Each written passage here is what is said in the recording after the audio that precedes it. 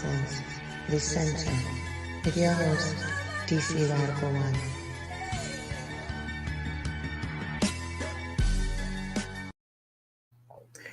Greetings, Black family, and welcome to On the Wake Up Radio. I am your host, DC Radical One, and you have entered the center. Shout out to our wonderful producer, Cindy Ashby. You can check us out on SoundCloud, YouTube, iTunes Podcast, Google Play, Stitcher, Spotify, and iHeartRadio at On the Wake Up Radio. More important than that, you can check us out on OTW2, that's OTW2, as well as on thewakeupradio.com. Again, I am your host, DC Radical One. BB4 to You Got Ripped Off. And brother, we'll have that discussion. If you got time after the show, let me know. Peace and Black Power to Brother Patrick, and BB4 and Straight Black Pride to Brother Elijah. First things first, big week coming up this Saturday at 2 p.m. in person and live stream, Dr. Francis Cress Welsing Day Celebration. And of course, we will have the lecture presentation, the updated version of the Death and Rebirth of the Goddess Black Woman. Tickets $20 via Eventbrite. And if you're coming in person, of course, coming to our new SBPM Headquarters, 6490 Landover Road, Suite A1, Cheverly, Maryland, 20785. For more information, you can go to straightblackpride_DC at protonmail.com. Again, this is our annual Dr. Francis Cress Welsing Day, and we will be doing the Death and Rebirth of the Goddess Black Woman. With that, I'll say if you're coming in person, you kind of want to get your tickets. BB4 and Straight Black Pride to Brother Kevin. If you're coming in person, you kind of want to get your tickets soon. I'm trying to sit here and calculate in my head because we don't have a lot of room. Thank you, brother. You got ripped off. I will do that in a second. I want people to be able to see the entire flyer, but I appreciate that because I would get into the show and not even think about it. So that is, again, this Saturday, March 19th. Dr. Welsing's actual birth date is on Friday, the 18th. I designed this lecture with her in mind this may have been 4 years ago now. Time moves so fast. And in fact, quick story before we get into the show proper, I guess. Now that I think about it, the first time that I spoke peace to Brother Crow in front of people representing Straight Black Pride was at the Dr. Welsing event that we had for her birthday, which happened to be 2016, which was the year of her passing. And that was the time where, I don't know if you all remember, there was when she passed, a lot of homophiles started popping up out the woodwork saying vile, despicable things. Mark Lamont Hill defended those people. I believe at the time, Dr. Umar, he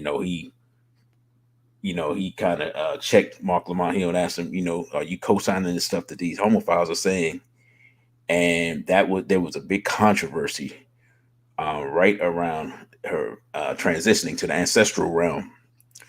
And so at that time, Straight Black Pride decided that we would check all of that, check the homophiles on that, and defend and honor her name. Got a chance to meet Dr. Welsing several times because she was here teaching at Howard for most of my life. I look back at it now, wish I could have actually just attended more just made time to attend more of her lectures and everything that she was doing. I believe think at the entry we're doing a monthly. I'm trying to remember, but so yeah, we did that, and that was the first time that I grabbed a microphone and stood in front of an audience in the name of SBPM. I have that file. I may put that up on the channel. I'll probably put that up on the channel one day, so y'all can look a little bit different now. Because that's been 6 years ago now. So with that being said, yeah, this Saturday again, 2 p.m. at the Straight Black Pride headquarters, we're going to be doing Dr. Francis Cress Welsing Day Celebration, Death and Rebirth of the Goddess Black Woman. Again, tickets are $20. You can watch via the live stream, or you can come in person, and they're probably about maybe about a dozen or so in person tickets left. I'll have to check. So with that being said, today's show. First of all, let me see. Do I got title today's show here? Today's show discussion. Everybody hates black people.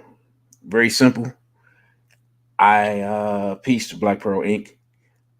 This was actually inspired by a question from Sister Tila Nubia that she put in the comments.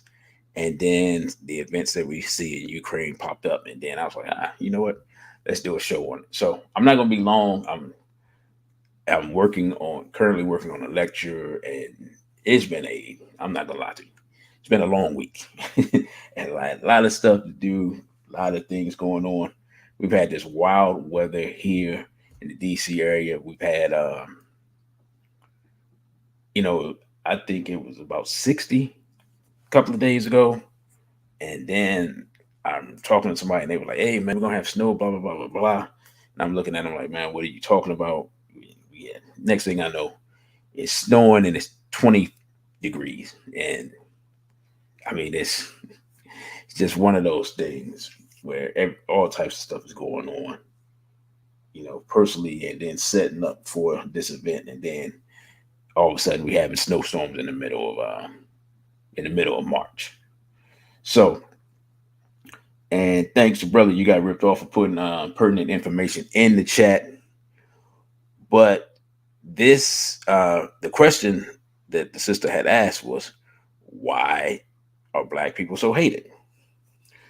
And in order to get to the root of that, because if you ask the question, peace to Breeze Omega, if you generally ask the question, right, most people will say, all black people are hated because of slavery. And that's not really correct. And I understand that most people's ideas and history and stuff kind of just doesn't get beyond slavery. But the actual root of the question is, hold on, I don't even have this up. So as I start to answer the question, I actually got to forgot to do something. Oh man. Told y'all it was one of them days. But let's see. And this is gonna be difficult. It's gonna be one of those days, huh? Yeah, just trying to make my life harder than it has to be. But the answer to the question is really rooted in, like almost everything, is rooted in religion. But I try to bring this up.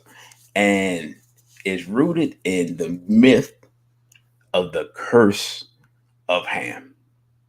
Now, I'll give you all one guess as to what group of people invented this myth and has been propagating it around the world and has been using it as a way to attack black people. I'll give y'all the normal 10 seconds with the Jeopardy music, because if I'm not going to make the Jeopardy music, because I'm going to use that time to try to figure out why I cannot bring up this other screen that we have. So you all answer in Brother Crow, there it is. It's the hats. It's the hats. Now, if we go back and look at like the Babylonian Talmud, we're talking about it was pretty much, I guess, canonized this word about 5th century, um, current era, and because of the influence of Peace of Brother Dawood that they have in spreading and basically being the root of the whole Western religions, in the sense of not the root in, because we know they got theirs from us, but the root of where all the other Euros got their religion and the Arabs got their religion, because they are the root. The things that they put into the religion then affects all of those other peoples. You see what I'm saying? So when the Hats spread their religion to the rest of the Europeans, they take on some of that same mentality.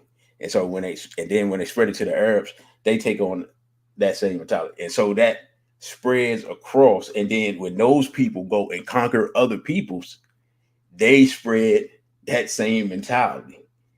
And eventually it just gets all the way around the world. So you go from a small group of people spreading a religious idea, and that group of people affecting a bigger group of people they spread their religious idea, and then another group of people and they spread their religious idea. And before you know it, because if you look at all the places of the world that Islam conquered, starting from the 7th century on, right? Going from that little small place to North Africa, to the west, to parts of Europe, to the north, to as far away as China, to the east, right?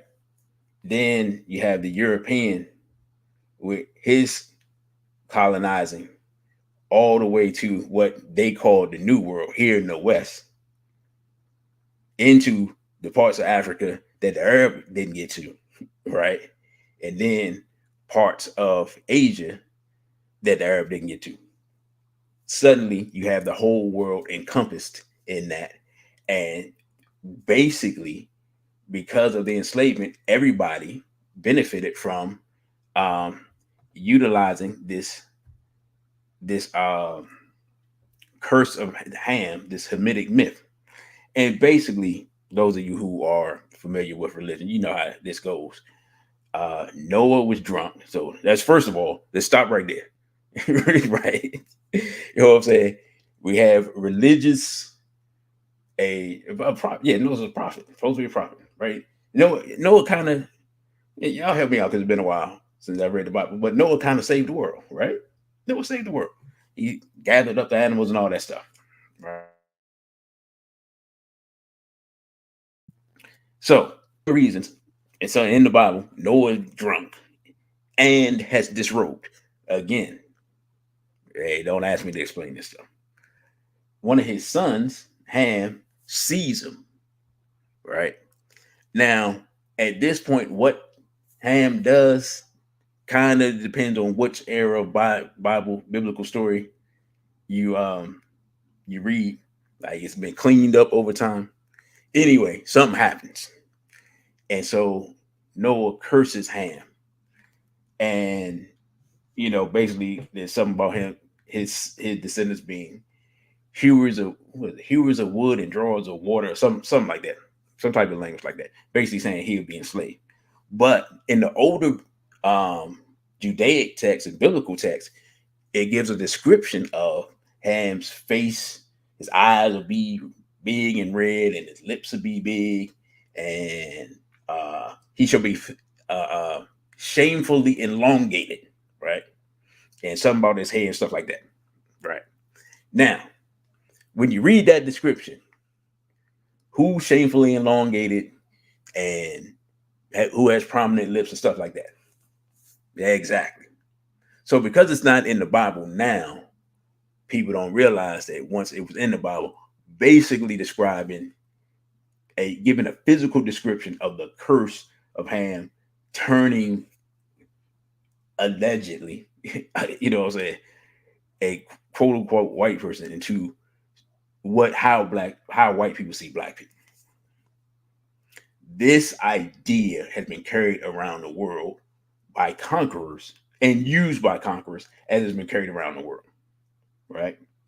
This is the root of the anti-blackness of the world, because most people in the world have been affected by, or at least are familiar with, the religious systems of the West, whether they adopted them or not, right? So so that is really the root of it, and other people have taken it on.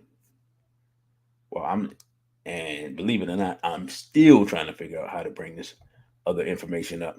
While other people have taken it on, nobody actually talks about that root being the actual cause of the anti-blackness that we see around the world. Now, when you add enslavement on top of that, right?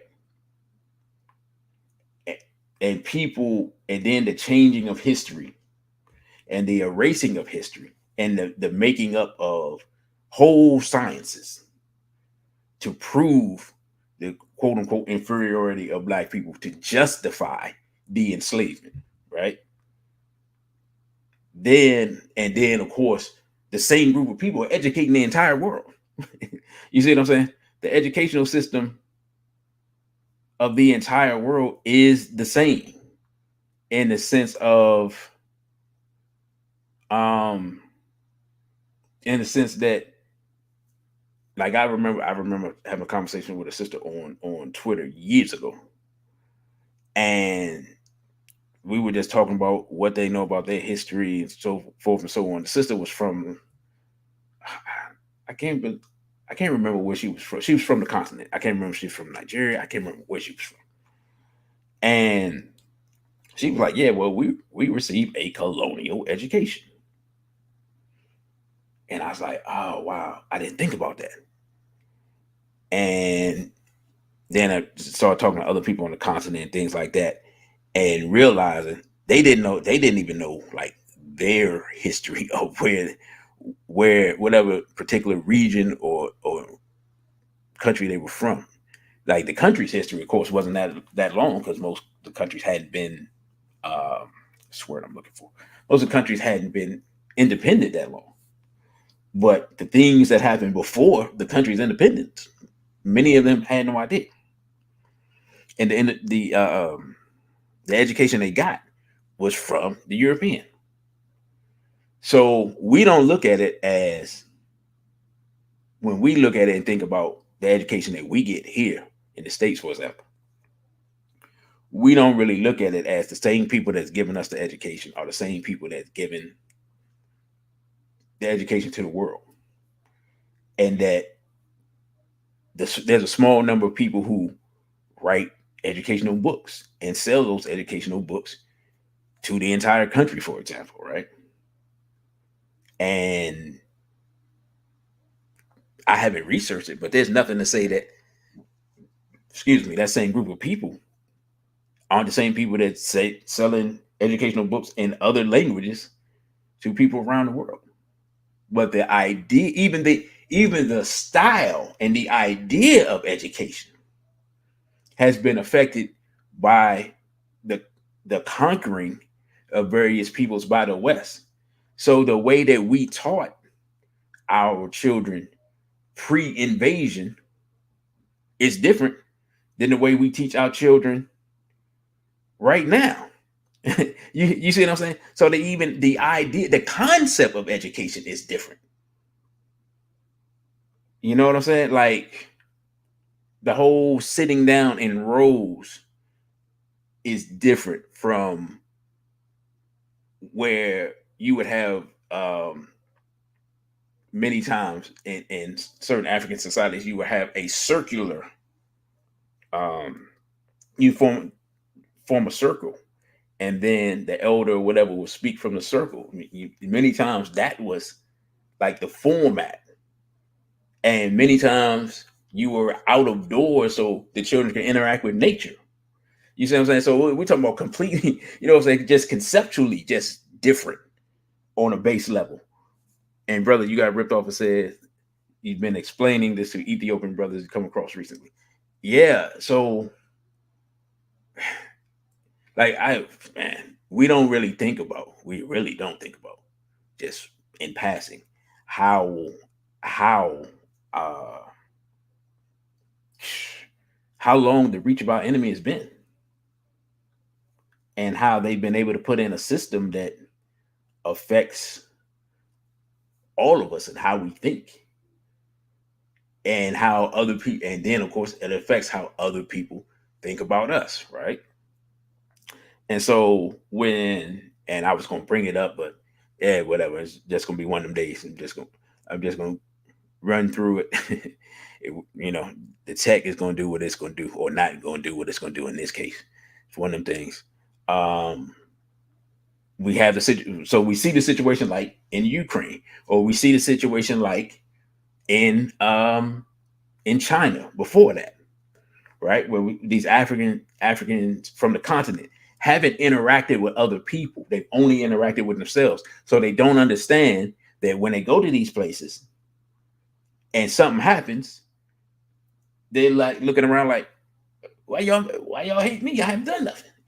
You know what I'm saying? Like literally, like, I don't even know. It's been about a month ago now. I don't even know where in China. I think that there was some brothers playing basketball somewhere in China. And I don't know. I guess they was at the visiting team. I don't remember the whole story. I don't even know if I knew the whole story. But they had video of these Chinese people who can't speak. You can tell from their accent they can speak virtually no English. But you know what word they knew? They're yelling the N-word at the brothers from the basketball team. Again, these brothers are shooting ball. They're not doing nothing to nobody. They ain't harming nobody. I don't even know if they interacted with their women. Hopefully they not. If they are, I mean, whatever. But they're getting called it. They think about this. You fly all the way to China to get called the N-word. I mean, you could have played ball in South Carolina for that. You fly all the way to China. Now, this is the same China, the same Chinese people that's in Africa wreaking havoc and acting a fool. These brothers go play basketball. They go all the way to China to get called the N-word. Everybody hates black people. Everybody hates black people. And so that happened before, of course. Now what we got? We got the Ukraine thing. Ukraine thing happens. There are black people there. Brother Kemp said, you said it was the Georgetown basketball team? Because I know the Georgetown basketball team was there before, and they had a fight over there. So I thought those were two different instances, but it goes along with the discussion either or. I appreciate that because I didn't know. But like I said, that's the same China. Then you got the Ukraine thing. So Ukraine thing happens. You got Africans from the continent over there. I had no idea that it was that many black people in the Ukraine. It's like I was having this conversation with somebody too, and I'm like, we're going to these obscure places that are barely a nation for quote unquote better education. Like this, you understand what I'm saying? So while we see the dynamic of when I say everybody hates black people, we're talking about right now, we're talking about how others view us. But the way we view ourselves sets us up to be viewed in a negative light by other people. And what do I mean by that? In a world dominated by Yurugu and the Yurugu mentality of um, might makes right, right? That's a European proverb. Might makes right. Um, and the world has been set up. And if you read Bob Barudi's book, he talks about culture and the silly of a culture and things like that. It's very profound. I suggest you get the book. It's absolutely excellent. If you're not really familiar with Mama Marimba Ani's work and Baba Rudy's work, then it's going to be a hard read, and it you kind of have to build up to that. You can't, like, if that's the first Baba Rudy book, nah, I don't recommend it. But if you are familiar with his work and you're familiar with Mama Marimba Ani's work, I greatly suggest it. And I was having BB48 Island. I was actually having this discussion with some brothers this weekend, where the root culture of African people and the root culture of Europeans are just diametrically opposed. And the very nature of the people, because of their origin, is just different. And that because of that, the type of world that we had that existed when Black people ruled now is completely opposite. Now that Europeans are ruling. And as Black people, there's a part of us that hasn't accepted that, right? And acknowledged it. And thus hasn't made the adjustment to that reality. Greetings to Sister Nina. And in fact, let me go back. In fact,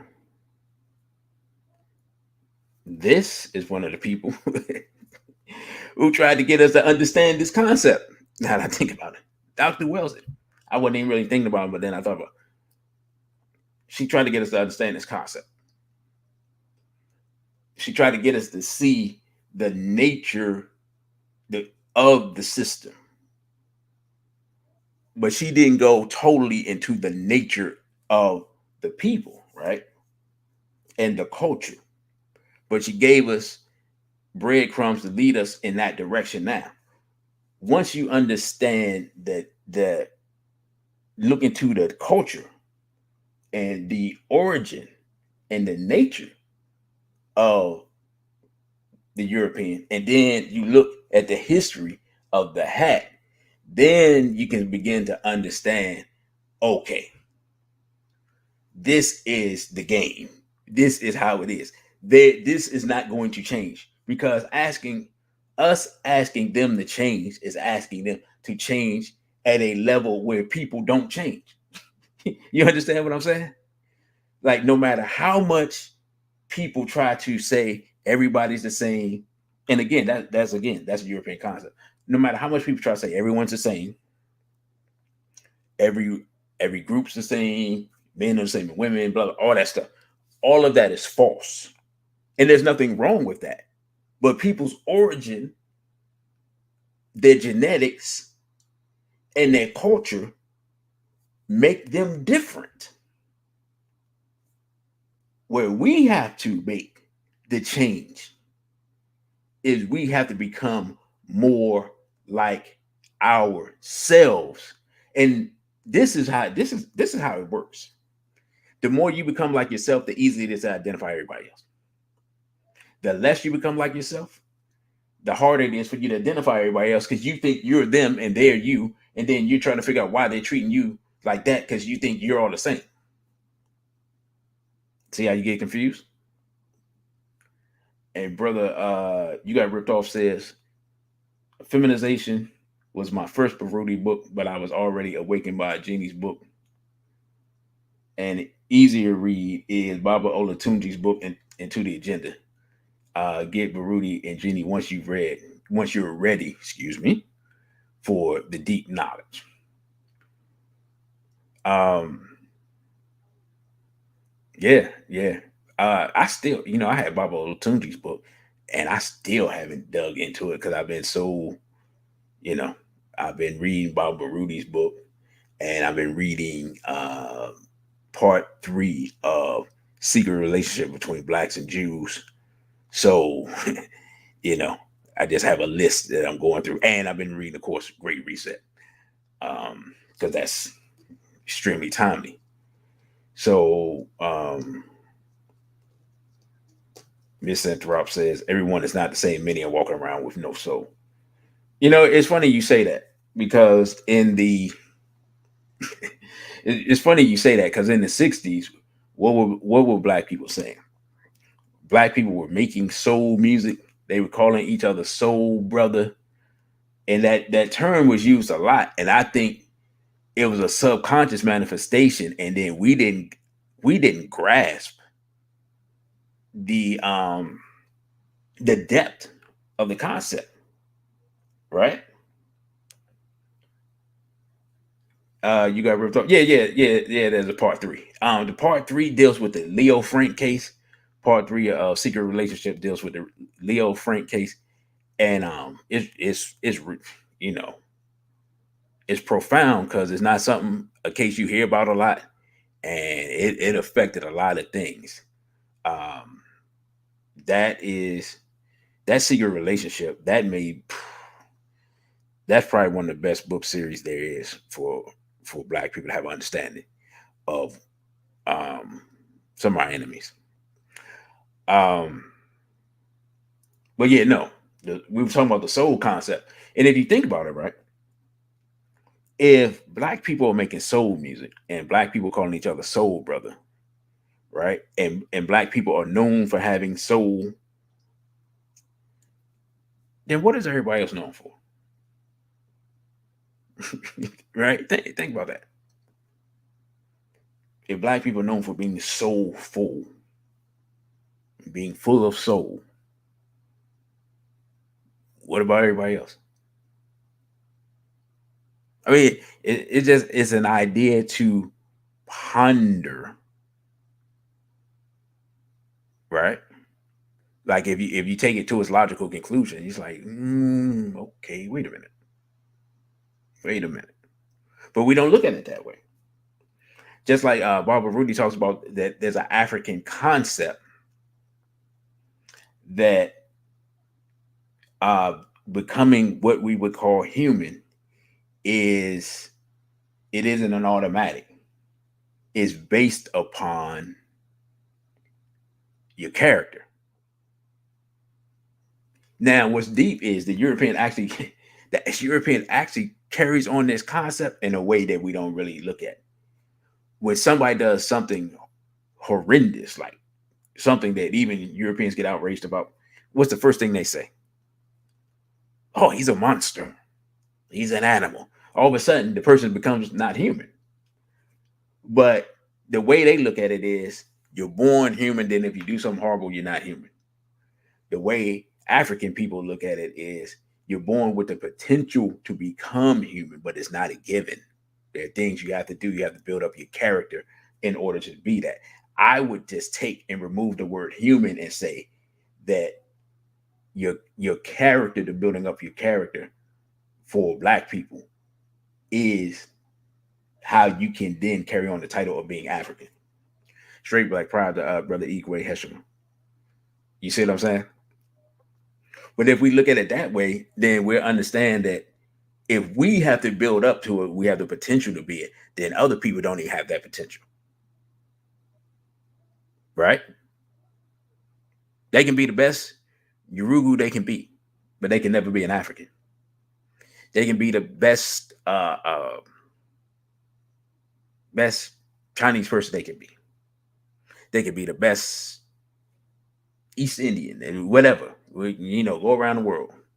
They can be. but they can never be an African. If we were in our right mind, excuse me, that would be the highest ideal of what it is, because it is the highest ideal of what it is. But the way we're taught that the original is lesser, right? See how everything is inverted. We're taught that the original is lesser than the copies. Everyone agrees that Black African people are the original. People extrapolate it and interpret it in different ways.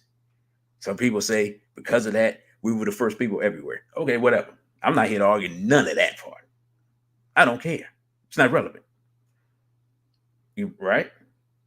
The point is the original better or is the copy? Because that concept will let us know who is who. We're the original, we're the template, we're the prototype, right? Those of us who are old know that if you take a tape, right, back in the day, and you make a copy, and then you make a copy of the copy, and you make a copy of the copy, and you make a copy of the copy, each copy gets a little weaker and loses sound quality. Now that they're doing digital, what's deep is that even in the digitization of music, there's something that's lost in that process, right? So the more you copy something, the weaker it becomes. What if you apply that concept to people? So the original it has something that each copy lacks. That essence of soul, that essence of divinity, because according to virtually everyone's spiritual understanding, religious understanding, the creator, grand architect, whatever term you want to use, took part of his essence or their essence or whatever, however y'all say it, whoever it is, and puts that into the original. And then virtually everyone describes a descent from that point. Right? So literally, in everyone's interpretation, we should be the people who are the most loved because we're the people closest to the creator based upon our originality. But because the people who are the inverse, the opposite of us are in place, then therefore everything is reversed. So the original is seen as lesser in order for them to teach their superiority. And so then it becomes that which was last is now best. You see what I'm saying? So Yoruba will admit that they're the last person, but they'll just flip it and say, we're the best because through the process of being the last, we're the, I don't know, the best model on the line. You know what I'm saying? Like that type of thing. Like this car is the newest car, and so it's the best car.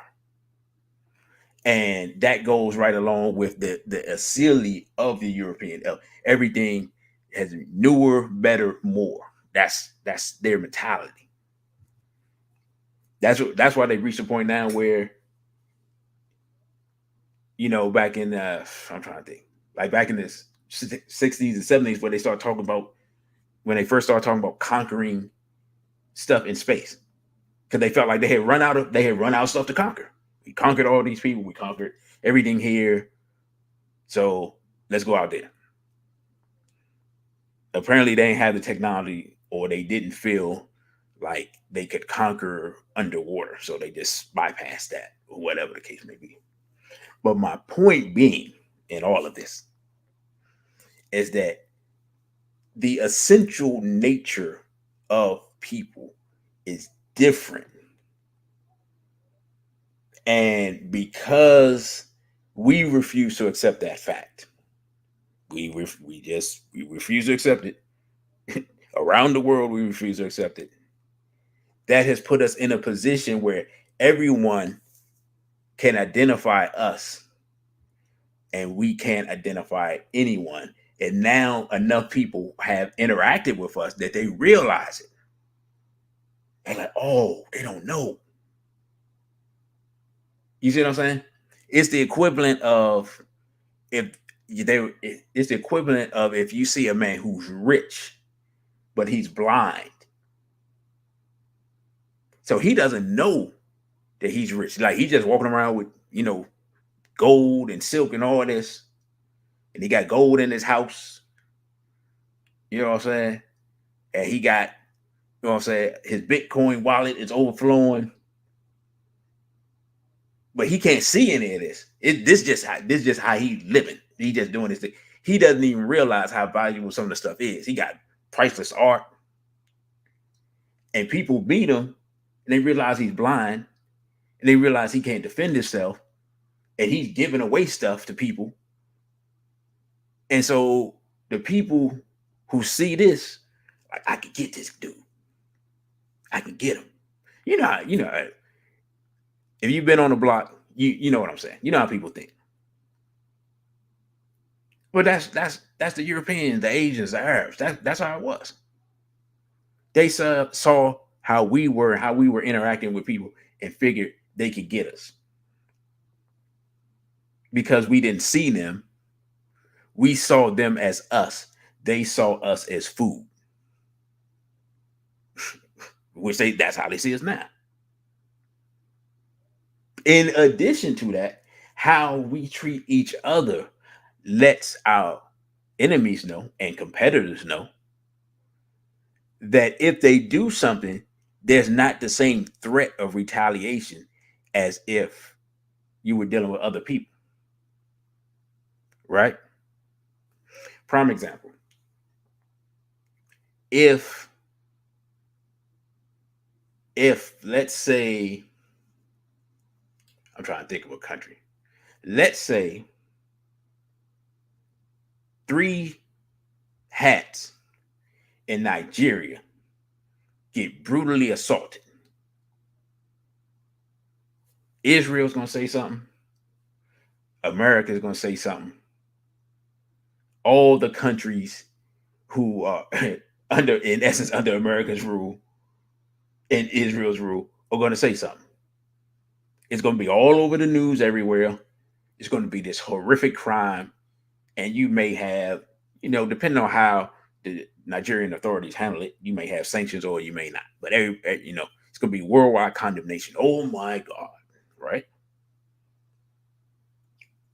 If you take that and extrapolate it to U.S. citizens who are part of the government, you may get an airstrike against your country. Right? You may get a black ops team to come and take out somebody. And there's nothing wrong with that. I mean, we just understand that. How we don't look at it is the same. What did Dr. John Henry Clark? Dr. John Henry Clark called it international gangsterism. Oh man, it's so deep. I'm just thinking about it as I'm saying it. The ideas on the block that we carry, right? That we've carried since I was a teenager. And when I say we, I'm talking about black people in America. The ideas on the block of if your man gets shot up by this crew across town or even as close as around the corner sometimes, we on get back time. Hey man, they shot Dave, man. Who? Them dudes around so-and-so street. Oh, we gonna ride on them. Right? We all familiar with that. Been going on at least since the 80s. And I'm just saying at least since the 80s because that's what I'm old enough to remember it. The same concept, though, goes on in geopolitics and international relations. It's the same. It's the same gangsterism, but we don't think of it that way. But other people think of it that way. But if we understood it's the same game except on a higher level, and realize that the uniforms, you born with your uniform. You are born with your uniform. The other team recognizes you immediately. You see what I'm saying?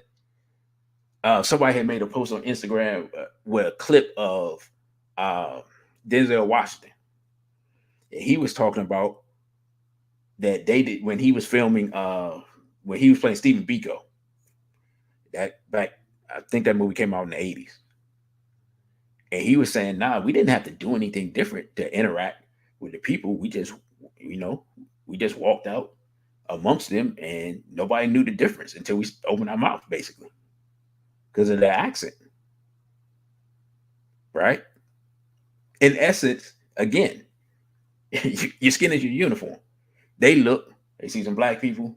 Oh, hey, I'm black, you black. Okay, cool. We cool. Oh, where you from? Oh, you from America? Oh, wow, that's deep. I ain't met nobody from America. That was basically the interaction. We have now become so sick that we look at each other, see us wearing the same uniform, and still think we're on opposite teams. But the competition, they know what team you're on. They know you're not on their team. They know what team you're on. They know your strengths and weaknesses. It's like the NFL or college football, where every week you get a scouting report. You know who's good on the other team, who's the weak link, what plays they run. You see what I'm saying? What their tendencies are. All that. Black people are existing as if like we're the only team that doesn't get a scouting report. In fact, we're the only team that doesn't know the game is going on. The game is global domination. Small hats are in the lead. Regular Euros are trying to figure out why they're losing their power. Haven't figured out it's the hats yet. You know what I'm saying? Chinese trying to make their move. The quote unquote Hispanics are trying to reclaim America. Arabs are just trying to maintain what they have by aligning with different people. And Africans don't even know the game is going on. So then when we go somewhere, we go to Ukraine, we go to Poland, we go to any of these places. I mean, in the grand scheme of things, like at least from an American perspective, you don't even think of these. How can I put it? Like these aren't strong countries, right? So the idea of going to Poland for education to us, it's like, go to Poland. I'm trying to go to, but in our mind, only thing different is we trying to go to Princeton because we've been told it's the best, or we're trying to go to Oxford, or whatever it is. You know what I'm saying? Whatever is the best institution. But we haven't utilized any of the massive amounts of information that we have gathered from these people for the benefit of ourselves. Sister Nina says we need to realize they study everything and we do and say, and I mean everything, and then they copy. Absolutely, absolutely, absolutely, and have been for thousands of years. But the thing is, when you say they copy, but when they copy it, they reinterpret it based upon their culture. So it can be, they interpret it through their worldview and how they see reality. So there's certain things, there's things that they've learned from us thousands of years ago that they just can't process, and they just left it alone because it can't fit within the cultural context, their cultural paradigm. There's certain things from us that they can't. It doesn't fit their worldview, so they have to discard it. But they know it's part of our worldview, so they know they can at least utilize it in that sense of this is how they look at us. This is how they are. Don't forget, right? And sometimes they use that stuff to attack us. What's one of the main attacks that's going on now? That's on YouTube every day. Black man, black woman argument. Because the root, salute to Black worlds. Because they understand, having this conversation, they pretty much understand. And if not, well, no, they understand because they've attacked it for so long. They understand that the roots of African reality is black man, black woman, black child. The core of what it means to be African. Any European that's been studying us for any amount of time understands that. Those that know, like the hats know, those that know who we are, right? You go, any architect that goes into anywhere in Africa and start digging up stuff, it's all in the art. You can't miss it.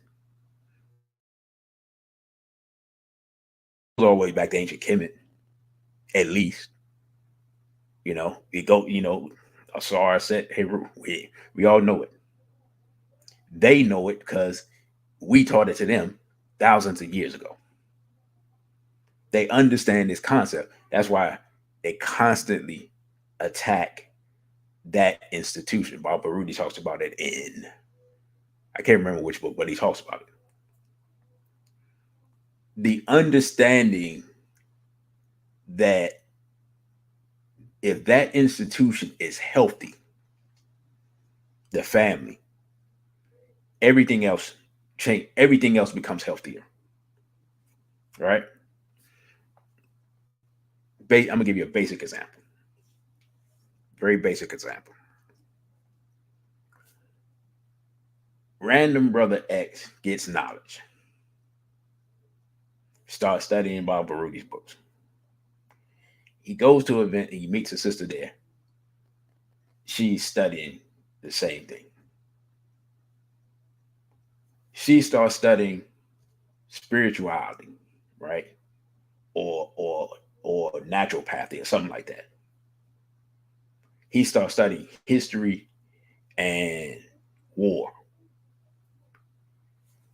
Those two people come together and produce 5 children. 4 of those children are African. Those 4 children go out to the world and they interact with more children and they start teaching those children that African philosophy. And then among some of those, they make with some of those people. And then the next generation that expands. Before you know it, you have it.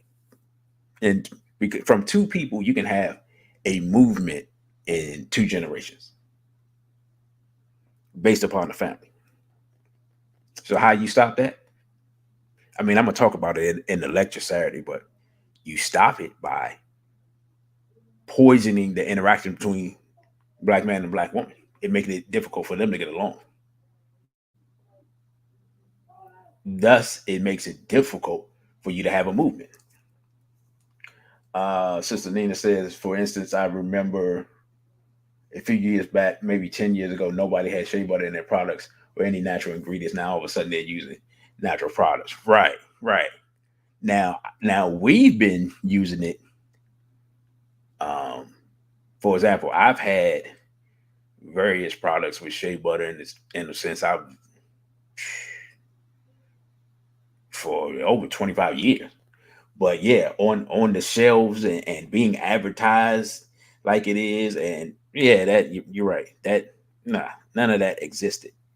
And then people who were making some black people who were making the products, they bought out their whole companies. And let's see, hold on, you got ripped off. Giving. Let me see that. Saying you can find Walimu and Yabarudi's work at AckermanHouse.com for those who are unaware. So they understand that institution and the need to have. Thank you, brother. Appreciate you. The need to have that institution under constant assault. Whether we talk about, of course, the feminization of the black male, whether we talk about the rise of feminism, and the embrace of what I call, uh, well, what I call horror culture, but what people on the internet are calling 304 culture. And of course, the push of miscegenation that you see amongst, especially amongst athletes, rappers, and whatnot, the pushing up of the racially ambiguous aesthetic, all of these things are in place to short circuit the black family. I mean, the racially ambiguous aesthetic is something that I don't think we talk about enough. That's been used to really frustrate sisters because they see quote unquote successful athletes, rappers, whatever, successful quote unquote successful black men, and from their generation, in essence, never choose a black woman who is identifiably black, and that causes pain in our sisters. Just straight up, just causes pain in our sisters. Like, and y'all can tell me, because I don't know enough celebrities to say, but even sisters that I see that are with celebrities who I guess are identifiably black, I don't know too many. I'm gonna be honest. I don't know too many brothers that's under 40 that's with a woman that's darker than me. I'm not dark skinned. Like, I'm not saying that that person isn't out there, or that couple isn't out there, but I don't see them, right? Like, if you go back to um I guess the 90s, when you first start seeing, I guess yeah, I can't remember when Warren Moon came out, but when you first start seeing black quarterbacks start to get be prominent in the NFL, all of their wives were identifiably black. Most of the NBA players' wives were identifiably black. If you saw rappers and they actually admitted that they were married, because many rappers were married and you didn't know it, most of their wives were identifiably black. Even many times, like, if you saw it, like, if you got magazines like Black Enterprise, or like Ebony and Jet, and they talk to successful corporate brothers, many times their wives were identifiably black. And it would, at one point in our community, there was a subset of black people who were successful and were part of the were part of the the fraternities and sororities, and those people would graduate and they would create their own networks, and they would interact amongst each other. And even though they had the light skin barrier, most of the people were still identifiably black. Nowadays, not so much. I told somebody, I said, man, it's hard for me to look at the NBA because there's so many people who are not identifiably black running around on the court. And I started thinking that, man, most of these people are the children of the people from my generation. So I'm just looking at them trying to figure out when did everybody when all these brothers who didn't quite make the NBA or played in college or whatever, when did they all marry Urugu women to produce these hybrid dudes that's out here dunking? So I can't enjoy the game because that's what I'm thinking about. This God's honest truth. I watch the NBA, that's what I be thinking about. So I can barely watch it. And Sister Nina says they get on my nerves. Why we have to live on this earth with them? Well, hey, greetings and straight black pride to Unique One Express. Glad you could join us. Brother Igwe. Brother Igwe, I mean, so I'm not the only one, right? I'm not the only one who looks at it like, man, what is going on?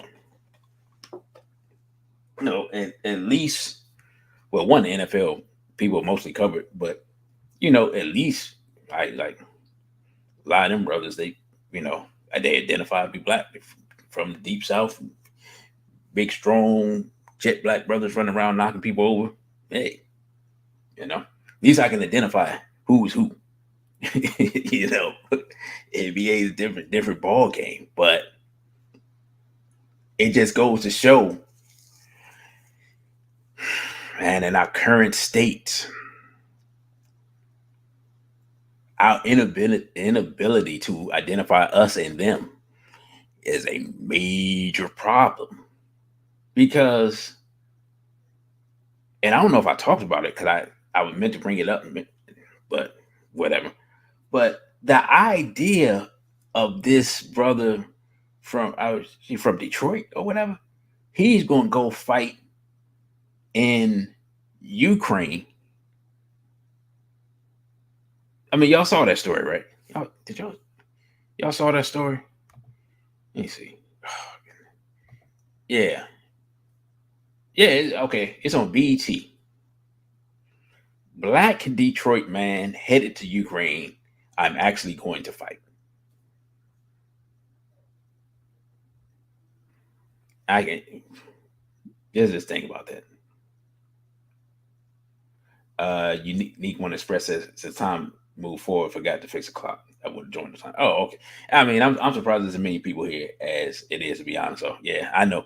Trust me, I've been struggling all day. But let's think about that. You're black in America, right? You see something on TV with people fighting.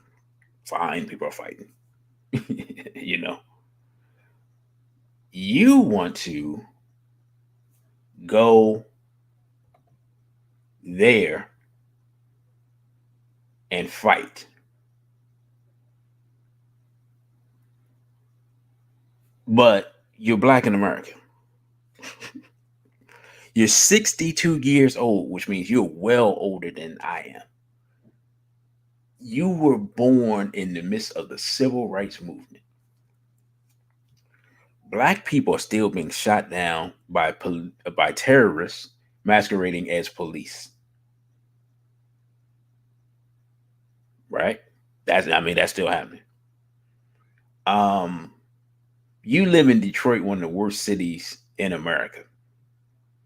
Black people are shooting black people. But you want to get on a plane and go fight in the Ukraine.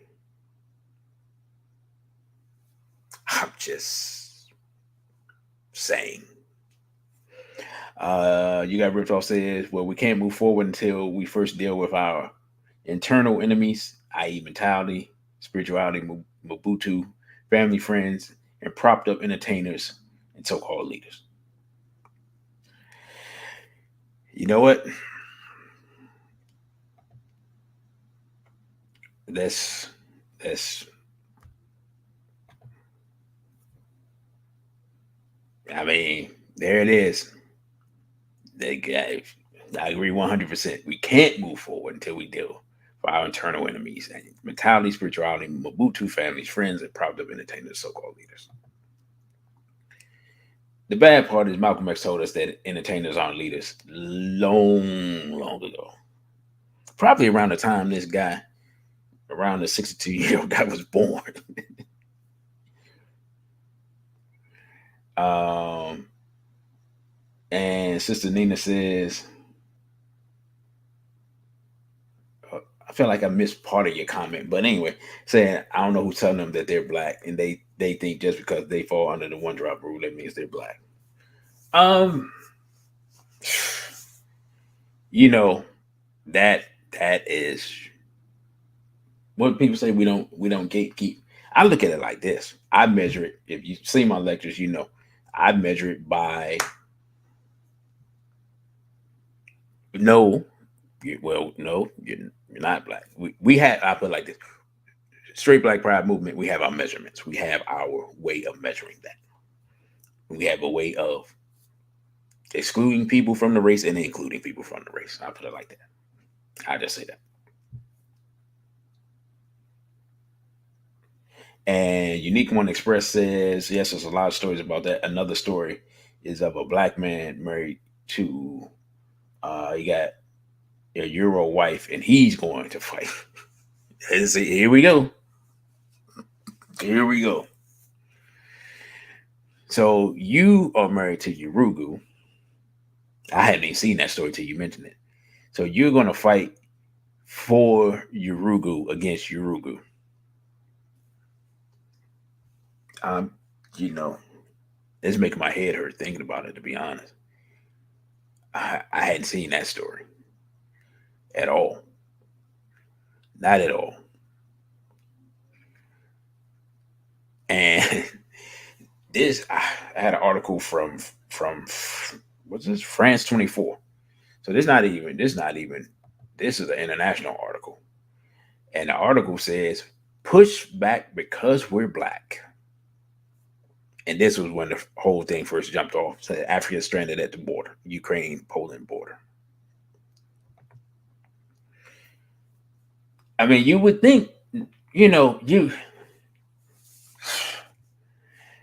this should be a learning situation,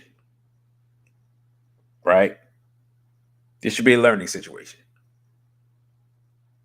You're from Nigeria, you're from Azania, um, you're from Senegal, you know, you're from Zimbabwe, you're jet black, but you're from Jamaica, you're from South Carolina, you know, you would be getting that same treatment regardless. They're not identifying your ethnicity. They're identifying you racially. You are not from. I'm saying this is what the Urugu over there was saying at the time. You are not as valuable as these people are. Period. End of discussion. This should be a learning lesson for black people around the world. It doesn't matter what we think about it. They all identify us and put us on the same team, whether we like it or not. We can work together or die. It's kind of where it is. Why? Because everybody hates black people. And brother, when you got ripped off says, I'm a Mobutus tell them they're black and accept it even when they have zero drops. Right. What's her name? Rachel Dolezal. 0% black. She say she running she running NAACP chapter. What's your man's name that they call Talcum X? What is his name? I forgot. He's still running around, as some type of black leader or whatever he's supposed to be going on there. Right? The idea. Let's think about this. Goodness, it's making my head hurt thinking about it. It has gotten so bad. We have lost our identity so much that Urugu can get their own people, Sean King, thank you,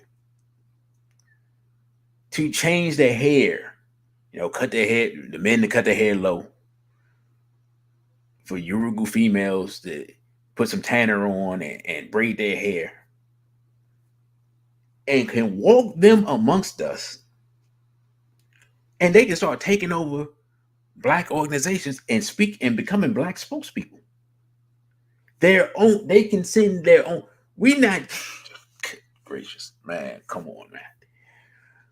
We're so confused that we can't even identify that's not us, and stop people from taking leadership positions in the community based on the simple fact that you ain't us. And what's crazy is literally a few times before that, what were the civil rights people saying? They were saying to Obama, "Hey, you ain't us." Right? Remember that? The civil rights people was like, "Yeah, nah, we don't rock with this dude because he ain't us." What did they say? He ain't had the same experience as us. Yeah, his father black, but his father's black, came here for 5 minutes, experienced 2 seconds of racism, got with a white woman and rolled out. Right? That's basically, you know what I'm saying? Why do you think Obama was writing his whole story and talk about facing racism and finding his black identity and all that? That's why those books were written. To try to make him appeal to us. Because initially, and in fact, this was deep. The people who opposed him didn't oppose him based upon the fact that he was mixed. They opposed him based upon the fact that he hadn't had the same cultural experience of enslavement. They accepted the mixed part, if you really think about it, because many Negroes accept the mixed part as part of their identity, whether it's in their family or not. But they accept it as being part of being American. So for them to identify as an American is to be mixed, whether it's mixed racially, genetically, or mixed psychologically. By being an American, you're mixed in your mind. Your mind is mixed. Part of your identity is European, right? And part of it is African. But the European identity dominates the African identity. So when you accept African American, the American is dominant. The African is put in the background. And Sister Nina says that's Urugu's playing mixed with us so we can't identify them. Actually, that's a hat ideal. The hat's goal is to confuse everyone's identity so they aren't identified, because as much as they have sullied our name and made us seem like the worst people, they have a history with other Urugu that when they start getting identified, I put it like this: all of a sudden the other Euros will treat them like they treat us when they identify hats as an issue. Yeah, like there's a history of that. They're like, wait a minute, who? They're the problem? Oh yeah. Yeah, there's a history of that in Europe. That's a real thing. So when hats go to different places, and this was the perfect, in many ways, this situation in the West became the perfect place for them to set up and use multiple identities to appeal to different people while really building an empire. And Brother Crow says, Mr. Malcolm X says we're not American. Right, right, right. He was very clear on that so that we could understand it. And of course, his basis was if you were, you wouldn't be going through what you go through. Right? Like think about it.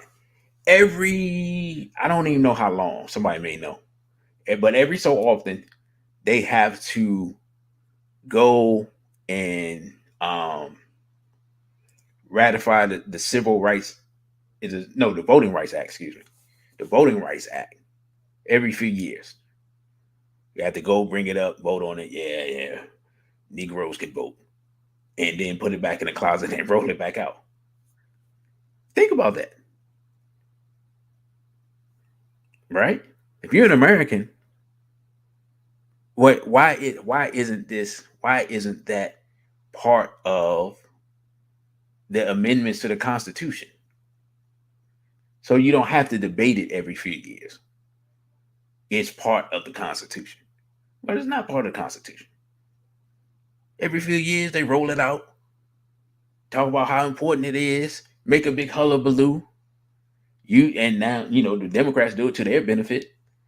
And we like, oh man, we don't support the Democrats. We can't vote. We can't vote. Then what? It's a question, but that's another story for another day. But if you were an American, that would be part of the Constitution. Now think about we're talking about reparations, excuse me, and you can't even get voting codified in the Constitution, which is kind of, when you think about it,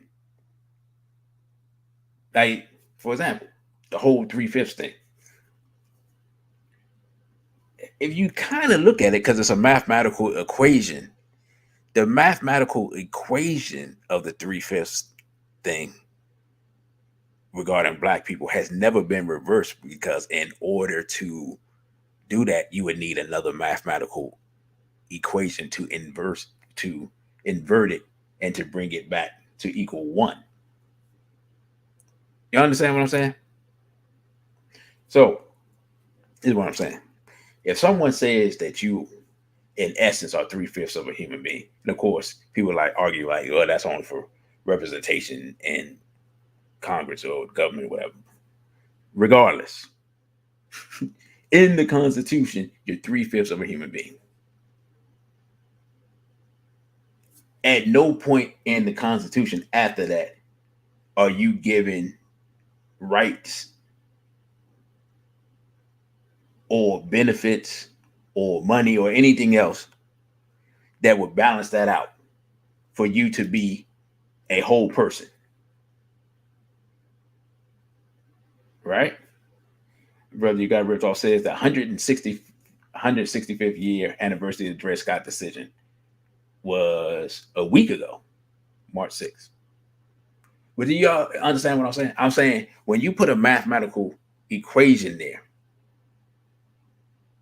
and you have divided us by 5 and multiplied us by 3, and then for a span of time that was the case, then in order to make us whole, you would have to multiply us by 5 and divide us by 3 and give us all of the benefits of that for that same amount of time for us to be whole. Right? So you conceptually, you're like, what would that look like? So this is what that would look like.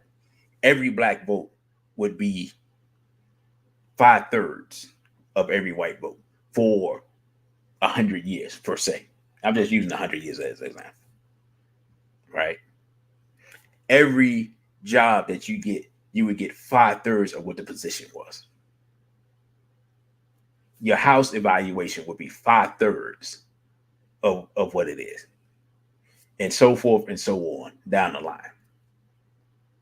In order to balance that equation, they made you less than a human being from the time of the writing of the Constitution until now, because they never actually really reversed it, right? So if you killed a black person, you would get 5/3 the sentence of killing a regular person, right? That would be balancing the equation. Now, is anybody not black in America going to agree to that? Of course not. Right? So they've never balanced the equation. So you've never been made a whole human being according to the Constitution, no matter how many laws they pass, because they dehumanize you mathematically. And they've never inverted and balanced the equation, and never will. Even if they gave you reparations, they still be voting on the Voting Rights Act. And knowing Urugu, if they gave you some money, then they'd be mad and they'd probably take away the Voting Rights Act.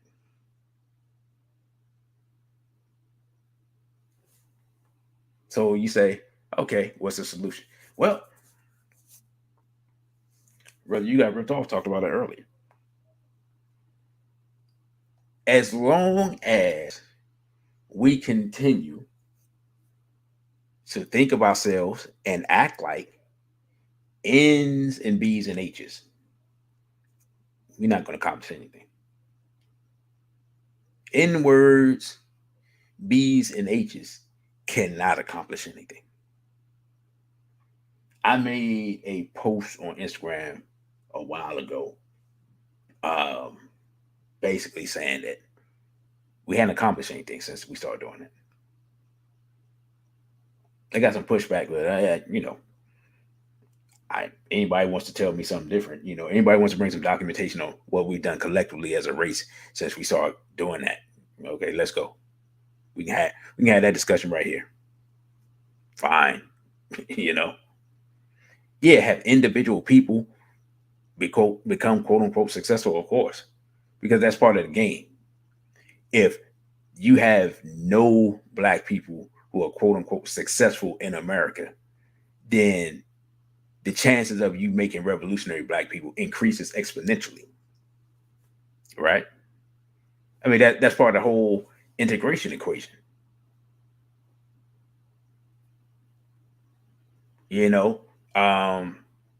One of the people they first put in front of us, and this is not to down him, but when James Brown became extremely successful, and I think he had his own jet, what did Urugu start doing? When people was rioting and stuff like that, they rolled James Brown out there. They calmed the young people down and listen to music and talk about, sing I'm black and I'm proud and whatnot. But the people wasn't out there, busting any Urugu upside the head. Well, they've been kind of using, they've been using entertainers for that purpose ever since, seemingly. And then every time some entertainers come out, or a wave of entertainers come out with a message that's strong, then they short circuit that message. And they've had us in that state of inwarding ourselves and being H-ing ourselves, which Dr. Weldon talks about it,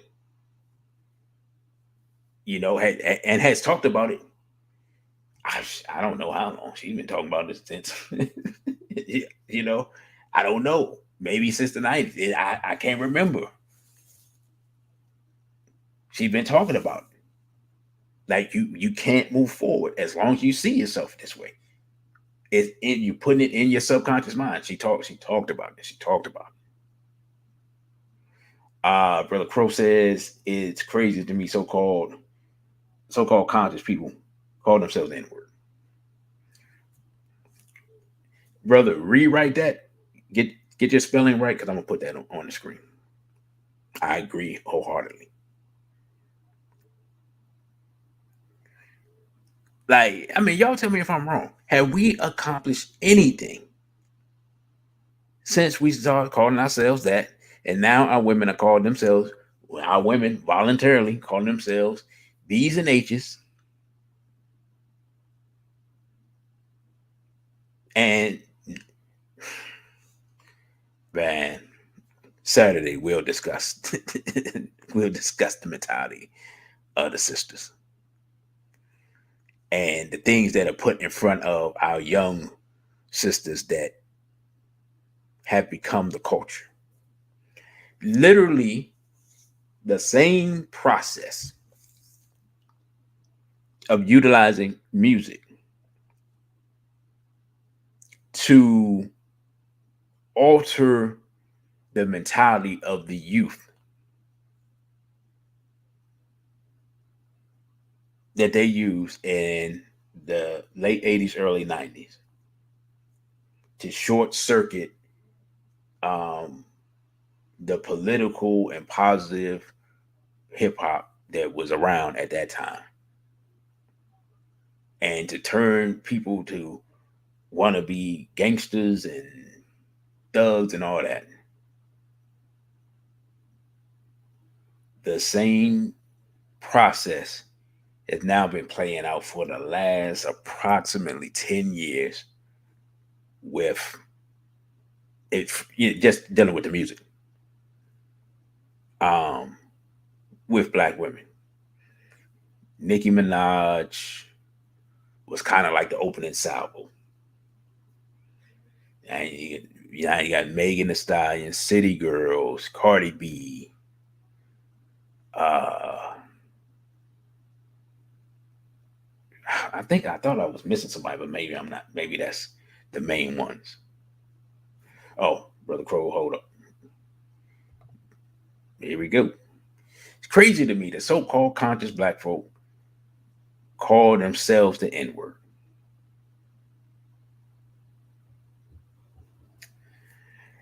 I concur. I concur. And we don't realize the and part of it is the hip hop culture infused itself into the conscious um movement, and that's how you get stuff like that. And what happens is sometimes you're trying to appeal to the people, and sometimes you step down in the gutter with the people, but you don't actually raise the people up from the gutter. You fall down in the gutter with them. It happens. And Sister Nina says, happy calling themselves B's and H's like it's the funniest thing in the world. Absolutely. Sister Nina, you was talking about somebody, but I missed who you were talking about. Put in the chat who you were talking about. You say they died, that they married Urugu and died with the conch in their hair. You talking about James Brown. You talking about James Brown? Yeah. That was I ain't gonna lie, that was my grandfather. That's his music. He loved James Brown. Sister Unique One Express says it's ironic that it's justified and don't say that's a problem. Right. I think the biggest, and it, I don't know, it maybe again this could be that I don't see it. I think like the biggest difference is that I don't see very many people, very many sisters publicly um denouncing that type of music the way that there were people, even though we were young and we wasn't listening, being completely honest, but there were people publicly denouncing, like Dr. C. Dolores Tucker was like, hey, this music is a problem. And some Christian preachers and whatnot, they kind of, and they what it was too is that they were so early in their analysis, which in many ways was correct, that for us as young people, we couldn't see the damage of it. So it was like we just took it as why are you attacking our music, not realizing the damage it was doing to the culture. And we still see the damage today. And, as I always say, everything's gotten progressively worse. And the worst part, the worst part, is that it has infected because,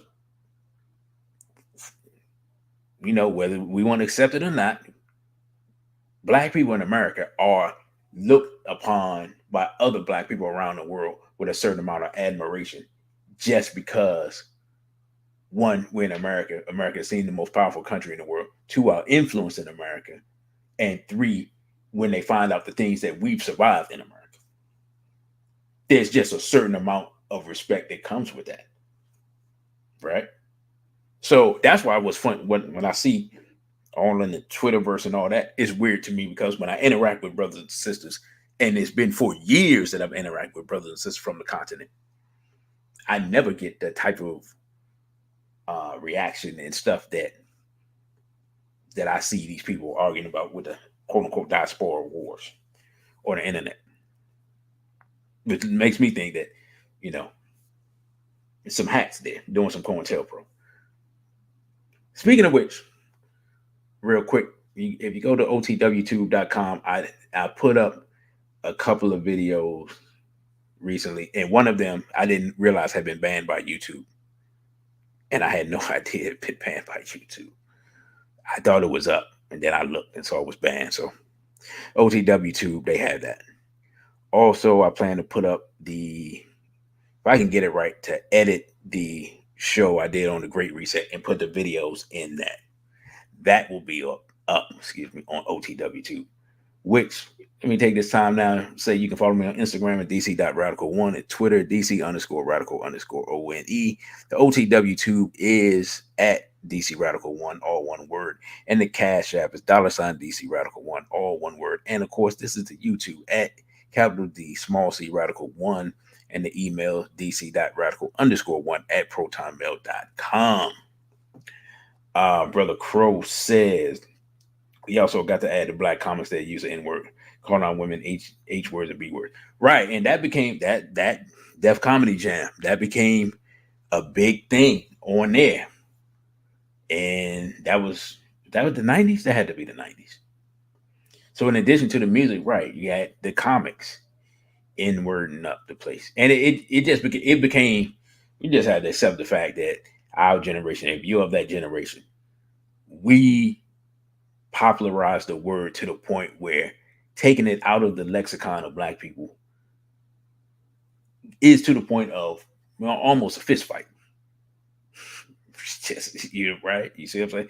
And to the point that we've called ourselves that so much that you can go to places on the continent and they will call you that, thinking that's how you want to be.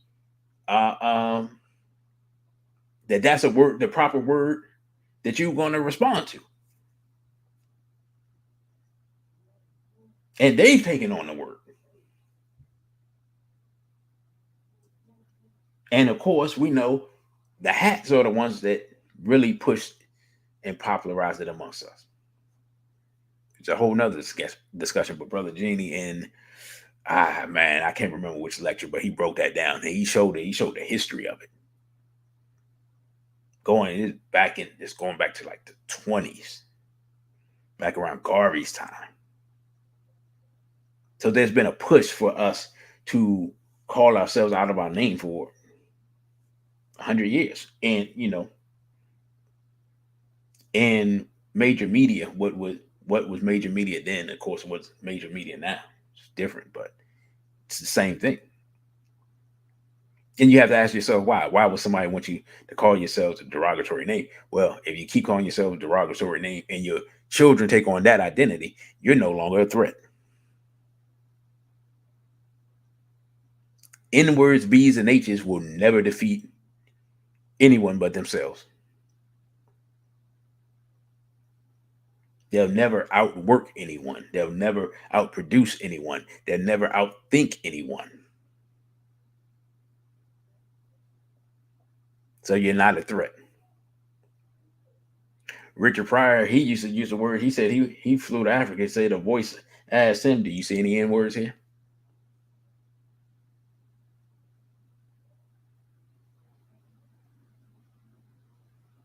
Brother, you got ripped off. Says you can't get a people who don't identify as Africans or black to deal with African or black issues. W.B. Du Bois realized this too late. Right. I mean, but again, like I said earlier, the enemy recognizes your uniform. You know what I'm saying? He doesn't care that you're not in the game. You're in. Everyone's in the game. Everyone's in the game of global domination and, of course, genetic survival. Everyone's in the game. Everyone's issued a uniform when they come on the planet. And everyone has, you can play for your team or not. Your team's going to win or lose based on who plays and how they play. And then what's really crazy, well, not really crazy, but what's crazy is as more and more of us refuse to identify as ourselves and we try to be other than ourselves and we reproduce with other than ourselves, then we produce people who can effectively infiltrate and lead us in the wrong direction based upon their dual identity. And in fact, can do it accidentally based upon our dual identity because it's like it's like the Star Wars thing where Darth Vader fell to one side but eventually came back to the other. He had a dual identity. You see what I'm saying? We produce people with a dual identity and we don't know what they're gonna do. I mean, a perfect example is a person like Bob Marley. Bob Marley did a lot of good stuff for black people. He did. His father was a European, his mother was jet black, did a lot of good stuff for black people. How many people like that are Bob Marley's though? Very few. And then I see some of the women that he was with. If they wasn't white, they was as close as you get. You see what I'm saying? So with all the great stuff he did, hey, there still was that underlying thing of, oh yeah, there's somebody that's from my other side. Let me cross that street and taste that. It's a reality of the situation.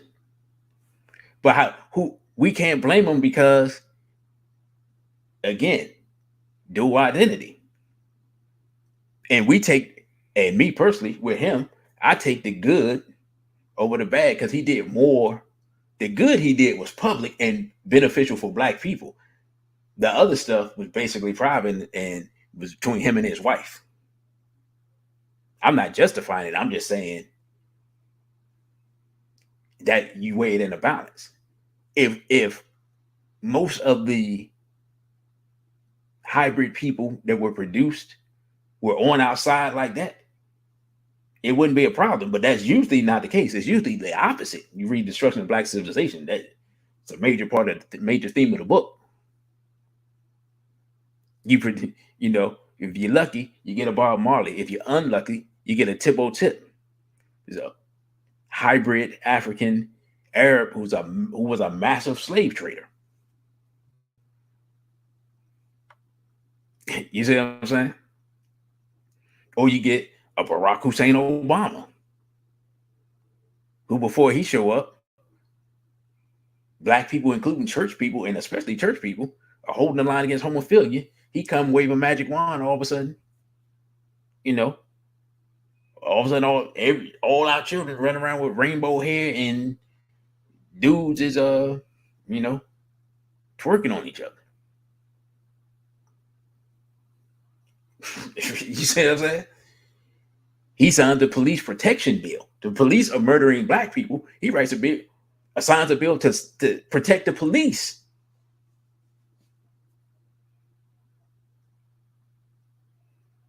You see what I'm saying? These are the type of hybrids and that's what you get most of the time. So when people are like, oh, somebody, somebody asked me when I made the post of, well, I didn't make the post, but I reposted a post on Instagram about Black love and all the other stuff we don't support. And somebody came in my DM and they asked me, they like, hey, I just want to ask you about this stuff. I said, oh, okay. And I looked at their picture, but of course their account was private. People's account always private when you disagree. I don't know what that's about. But they were like, why'd you post that? So I looked at the picture. I was like, oh, okay. Person kind of not racially identifiable. I told him, I said, okay, well, before I answer the question, are you Black? And then one of their parents was Black. I can't even remember which one. And we had a discussion from there. But I already knew when the question was answered, and I looked at the picture, I was like, okay, they want to know. Because by talking about straight Black love, you are a person from mixed heritage. It appears that you're attacking their very existence because you are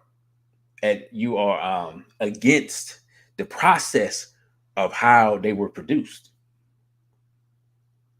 So they take personal offense, which I understand, but doesn't change 5,000 years of history. You know what I'm saying? It is what it is. I'm not identifying you immediately as an enemy, but I'm saying the process that creates you and people like you has not been beneficial for us for 5,000 years. If you want to know the process for you to reverse that, I can help you out. But most people ain't interested. Because why? Because Black people are seen as a losing team.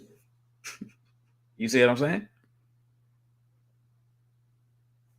So when you're seen as the losers in the battle, most people aren't interested in siding with you that have options to attempt to side with other people. That's fine. I recognize that fact. Which is why we say don't produce people with dual loyalties, then we ain't got to worry about it. It's very simple. We have a hard enough time getting Black people who are jet Black to be Black. To get African people on the continent to want to be African, and so forth and so on.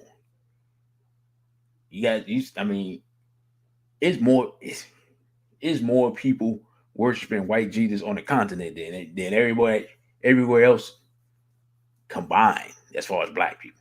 And Brazil got a big, ginormous statue the size of the Empire State Building or whatever, however big it is, on top of a mountain.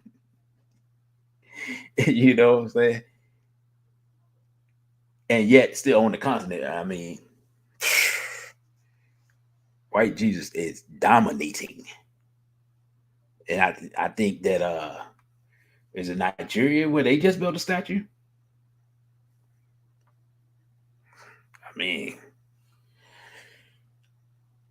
We're almost a quarter way through the 21st century, man. We're still worshiping our enemies. Hard to win like that. Worshiping people who, again, continuously show us they hate us. And we're going to fight for them. Like, there literally been pictures of flags with swastikas and whatnot on the Ukraine fighters, and people talking about they're going to fight for the Ukraine.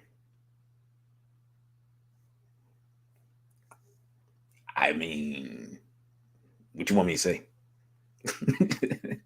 You know? What you want me to say? We got all types of stuff going on in our community, around the corner, down the street, in various African countries. Like think about it, okay?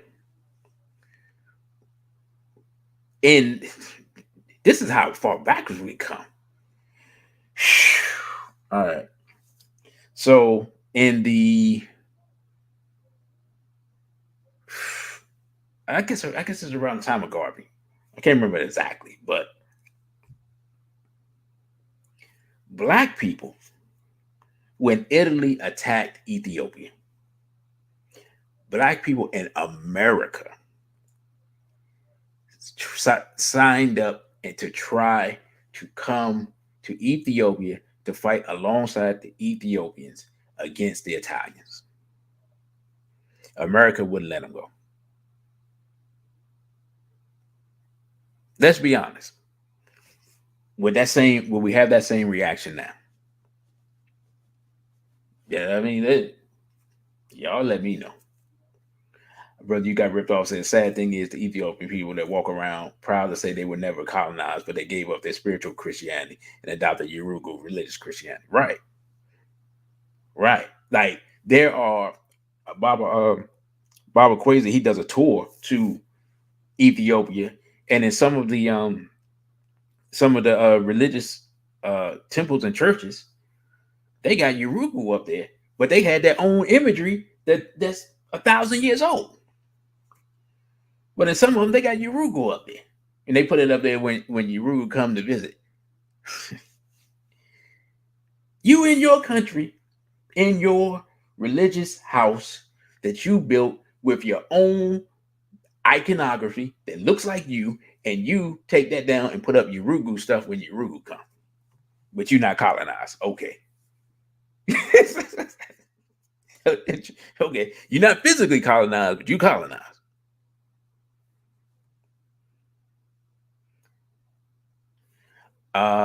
This is a good. You know what? Unique One Express. I'm put this up here. That's a good point. I ain't even think about that. Unique One Express says makes you wonder where was the same energy when our Haitian brothers and sisters were on the border. People in the comment section said they didn't care whatsoever. I didn't even think about that. And what's so deep is everybody owes Haiti a debt of gratitude. Because they were literally the ones who reminded us, not showed us, but reminded us the worldwide that this European can be defeated. It's not that we never defeated them before, but it was a reminder. And people constantly look back to that example, say, what can we learn from this and how can we implement it? But when the Haitian people at the border were being openly brutalized, nobody got no smoke. But you got smoke.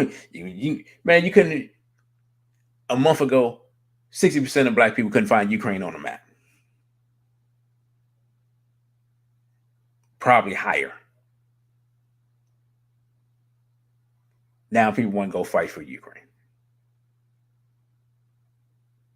Police, I'm sure sometime in the last 2 weeks, police murdered somebody somewhere in America for no reason whatsoever. You just gotta look it up. You don't have to leave the country for that. No smoke though. Brother Igwe saying the mind's a terrible thing to give away.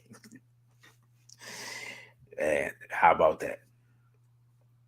So I had only planned to come on here for, I had really only planned to come on here for an hour, to be honest. But, the ancestors get to talking through you. Bro, you got ripped off. Say, I still can't find Ukraine on the map. Right. You know what I'm saying? I know where it is because I've been looking at the thing, looking at some stuff that's been going on. But again, quickly, this Saturday, March 19th, 2022, 2 p.m., in person and live streaming, Dr. Cress Welsing Day Celebration, featuring lecture presentation, The Death and Rebirth of the Goddess Black Woman. Tickets are $20. Sisters, I'm calling you out. The brothers are out purchasing you 2-1. Last time I looked on the tickets. Y'all want to hear what I got to say? This message is really for y'all. Anyway, it's at SBPM Headquarters, 6490 Landover Road, Suite A1, Cheverly, Maryland, 20785. Also, I don't have that. But also at the same location at the SBPM Headquarters, Monday nights, Fridays, and Saturdays, There are classes and discussions and programs that go on. I believe the times for Monday and Friday is 6 p.m., 2 p.m. on Saturday. Brother Genie is leading those discussions. So if you're in the DC area, you want to come out and join that discussion and build with the brothers on of SBPM. And Brother Patrick said Ukraine are full of Nazis. Yeah, right, exactly. So again, that's this Saturday. And if you have posed a question, I have not forgotten your question. I just haven't gotten around to. I have to edit one video and then I have to make 2 other videos because I received about 4 or 5 questions. So the Ask DC segment that will continue. Of course, I've been focusing on the lecture because even though I've been doing this for years, I had to change up some things for this one. You know, times change, and so the message changes a little bit. The core of it is the same. I expect the lovely sisters here that are in the chat and listening to get their tickets sometime this week. And I appreciate you all in advance for doing so. And I'm trying to think. Yeah, I guess next week I may do a recap show. Unless something major happens, then I'll do a show on something related to that. Because the way things are happening right now, you just never know what is going on or what's going to happen. But again, if you're in the DC area, you definitely want to attend those classes. One of the focuses, of course, is on Zionism.